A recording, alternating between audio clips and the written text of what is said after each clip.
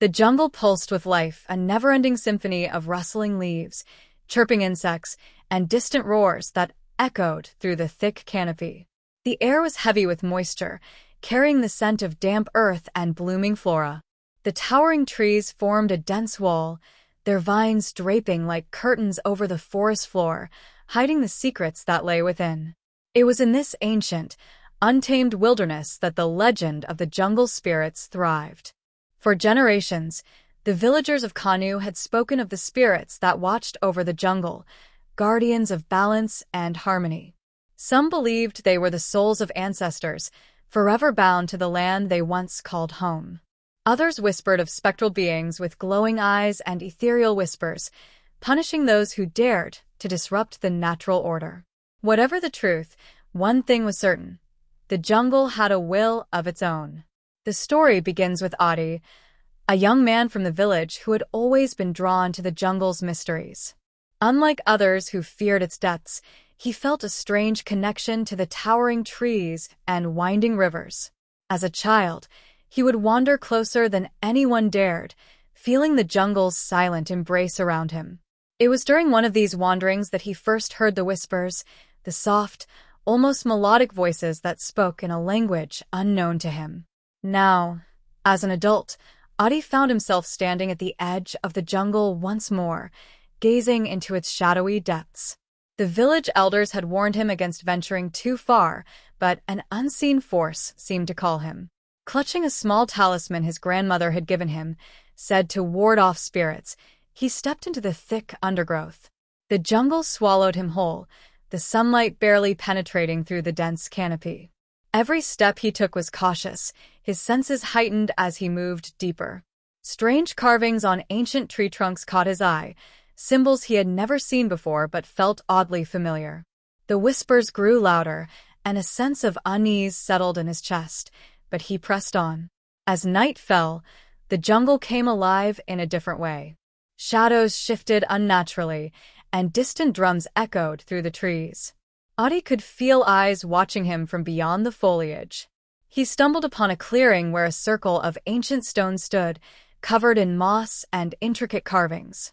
In the center, a faint glow pulsated, a light not of this world. It was there that he saw them.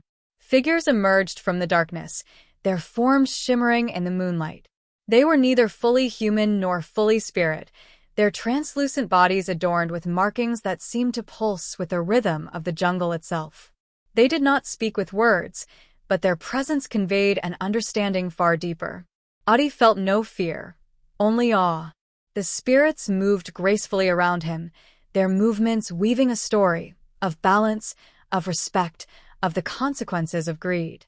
They showed him visions of times long past, of people who once lived in harmony with the jungle, and of those who had tried to exploit its riches only to face ruin. He saw flashes of destruction, rivers running dry, animals fleeing, the jungle reclaiming what was taken. A sudden sound broke his trance. A group of outsiders, poachers and loggers, had entered the jungle, their machines growling like beasts of metal. Aadi watched as the spirit's peaceful glow turned to an ominous red. The jungle itself seemed to shudder in response.